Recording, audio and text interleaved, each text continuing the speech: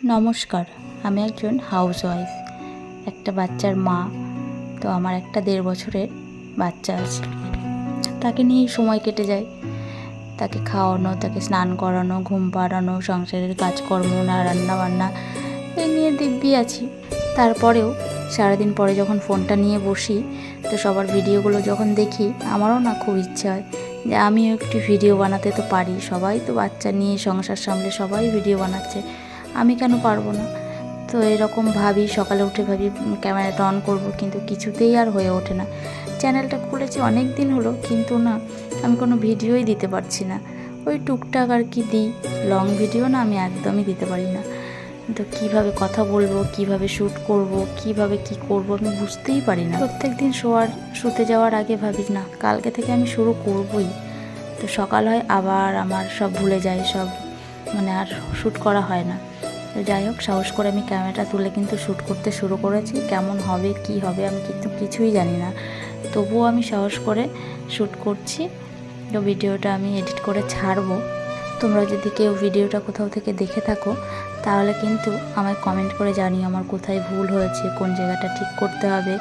আমি কিন্তু কিছুই জানি না, তবুও আমি ইচ্ছে হয়েছে, শখ, তাই জন্য আমি করছি। কিন্তু তোমরা যদি একটু সাপোর্ট করো না, তাহলে হয়তো আমি ভিডিও বানাতে পারবো। ছোট বাচ্চা নিয়ে না ভিডিও বানাতে খুব সমস্যা হয়, যেহেতু ও 1.5 বছর মাত্র বয়স। তো যখনই আমি ফোনটা বের করি বা একটু ক্যামেরা করার জন্যে ফোনটা রাখি কোথাও, তো সে ওখান থেকে নিয়ে নেবে ফোনটা।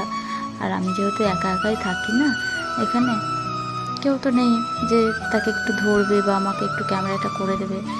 ওই জন্যেই আরও হয় না যে আমি ফোনে ভিডিও বানাবো, ও তো সেটা শিখবে বা ও ফোনের প্রতি একটা আকর্ষণ হবে। সেই জন্য না আমি আর ভিডিও বানাতে পারি না।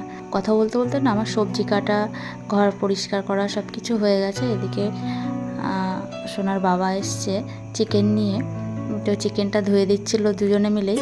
তারপর ওর বাবাকে খেতে দিয়ে দিলাম, যেটুকু রান্না হয়েছিলো সেটুকু দিয়েই। তারপরে খেয়ে দিয়ে ওর বাবা অফিস চলে গেল। তারপরে আমি না ওর স্কুলে গেছিলাম খিচুড়ি আনতে। আর এদিকে দেখো, খিচুড়ি স্কুল থেকে এসে ও ঘুমিয়ে গেছে। ততক্ষণে আমি সব কাজ বাজ সব সেরে নেবো। আবার রান্নাটাও কমপ্লিট করব। একদিকে হচ্ছে চিকেন রান্না করব, আর একদিকে ওর খিচুড়িটা বসিয়েছি। আর যেহেতু ঘুমিয়েছে, এই ফাঁকে আমার সব কাজ সেরে ফেলতে হবে। ওই জন্য আমি তাড়াহুড়ো করে দুটো ওভেনেই বসিয়ে দিয়েছি রান্না করে আবার এক গাদা জামা কাপড় আছে, সেগুলো কাচবো। তো সেগুলো কেচে মেলে দেবো, ততক্ষণে হয়তো উঠে যাবে। তারপরে ওকে স্নান করানো, তারপরে আবার খাওয়াবো। এই করতে করতে না দিনটা শেষ হয়ে যায়। তো কোথা দিয়ে দিন চলে যায় বুঝতেই পারি না।